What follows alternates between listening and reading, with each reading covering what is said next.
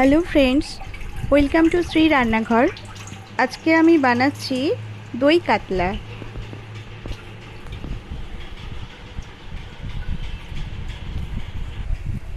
প্রথমেই আমি কাতলা মাছগুলো নুন, হলুদ আর লেবুর রস মাখিয়ে রেখেছিলাম। এবার কড়াইতে তেল দিয়ে আমি মাছগুলি ভেজে নেব।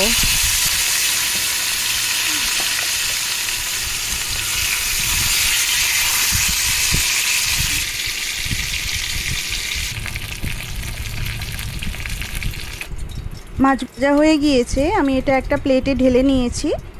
এবার মাছ ভাজার যে তেলটা ছিল সেই তেলের মধ্যে আমি দিয়ে দিলাম 1 চামচ মতো সাদা জিরে ফোড়ন। ফোড়নটা একটু লাল হয়ে গিয়েছে। এবার আমি দিয়ে দিলাম 1/2 চামচ মতো রসুন বাটা। রসুনটা একটু লাল হয়ে যেতে আমি দিয়ে দেবো 1 চামচ পেঁয়াজ বাটা।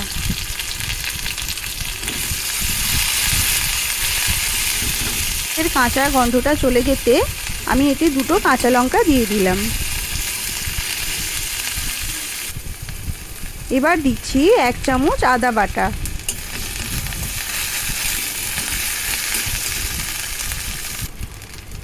সবশেষে দিলাম টমেটো পিউরি। অর্ধেকটা মতো টমেটো আমি বেটে নিয়েছিলাম। মশলাটা ভালোভাবে আমি সামান্য জল দিয়ে কষিয়ে নেব। এটা হচ্ছে 2 চামচ পোস্ত আর 1 চামচ মতো চারমগজ বেটে রেখেছিলাম। মশলাটা কষানো হয়ে যেতে আমি এই পোস্ত বাটার জলটা দিয়ে দিলাম। দিয়ে ঢাকা দিয়ে আরও বেশ কিছু সময় কষিয়ে নেব। সামান্য একটু মশলাতে আমি নুন দিয়ে দিলাম।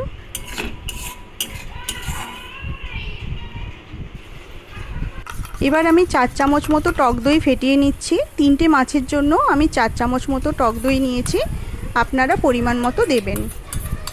টক দইটা আমি মশলার ওপর দিয়ে দিলাম, দিয়ে ভালোভাবে মশলার সাথে মিশিয়ে নেব। আরও দইয়ের যে বাটিটা সেটা জল দিয়ে আমি সেই জলটাও দিয়ে দিয়েছিলাম। ঢাকা দিয়ে বেশ কিছু সময় আমি মশলাটা কষিয়ে নিয়েছি। এবার দিলাম 1/2 চামচ মতো ঘি। এই ঘিটা দিলে যে গ্রেভিটা, এটার সেন্ট অনেক ভালো হয়।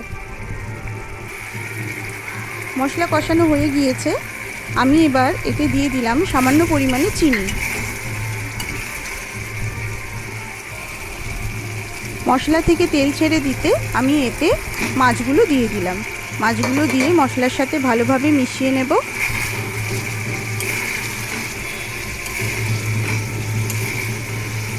এবার সামান্য পরিমাণে জল দিয়ে দেব, মাছটা যাতে কিছুটা ফুটে যায়। প্রায় 4-5 মিনিট মতো আমি মাছটা ফুটিয়ে নেব।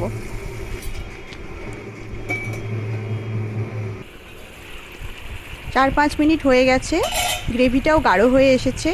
সবার শেষে আমি ধনেপাতা কুচি দিয়ে দিলাম আর দেব সানরাইজের শাহি গরম মশলা।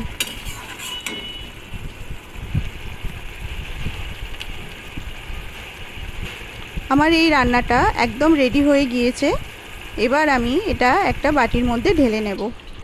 তো বন্ধুরা, আমার এই রেসিপিটা কেমন লাগলো আমাকে অবশ্যই কমেন্ট করে জানাবেন। ভালো লাগলে প্লিজ আমার চ্যানেলটি সাবস্ক্রাইব করবেন আর রেসিপিটা আপনার ফ্রেন্ডদের সঙ্গে শেয়ার করবেন। Thank you.